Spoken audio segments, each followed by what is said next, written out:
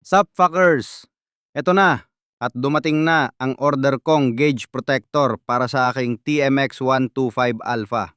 Small and reliable na top tier bike for commute at business. Kilala din ito sa mga classic bike enthusiast na laging minomod para maging cafe racer o kaya naman ay scrambler bike. Ito ang laman ng gauge protector package na nabili ko online. Una ay ang gauge protector. Dalawa ito dahil buy one, get one free daw. And around 65 ko lang nabili with free shipping.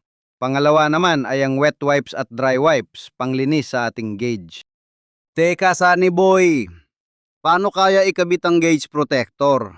Madali lang sa una, linisin muna ang pagkakabitan ng protector. Gumamit muna ako ng ibang pamunas dito dahil sobrang dumi ng aking gauge. Gumamit tayo ng tamang pamunas tulad na lamang ng fiber cloth para iwas gasgas mga ya. Pagkatapos, saka ko ginamit yung kasamang wet wipes neto. Unas lang maigi para matanggal mga alikabok, fingerprint, grasa o anumang dumi para maganda yung pagkakakabitan ng ating protector.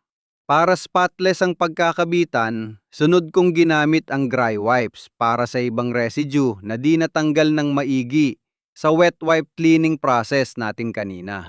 Pagkatapos neto saka na natin ikakabit ang protector.